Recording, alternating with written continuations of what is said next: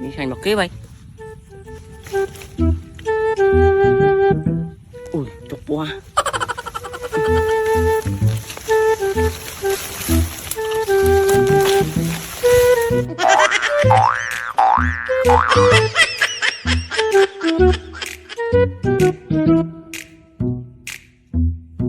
Chọc quá.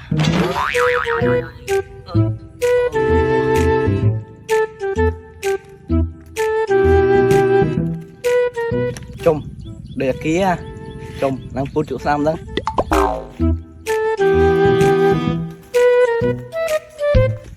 Chum, anh đang chụp tham. Anh đang chụp tham men chăng? Tập ra ở đây thân. Ôi, sao khủng tích vậy.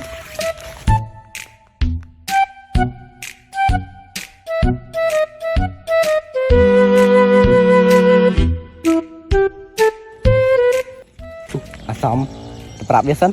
Cho mà bên na. Anh miền tinh tập 70. Rừng ấy à.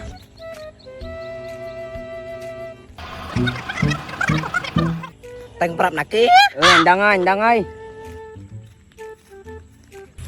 Anh tập biết sân. Thì anh nên rừng ra 70. Rừng ấy à.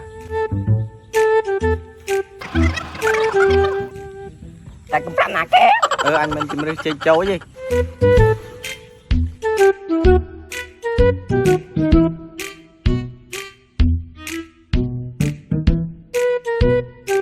Thì anh miền tinh tập mùi. Rừng ấy à. Hãy làm cái này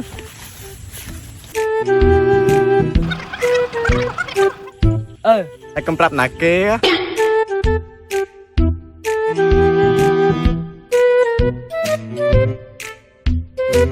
Ui, sự khủng tích.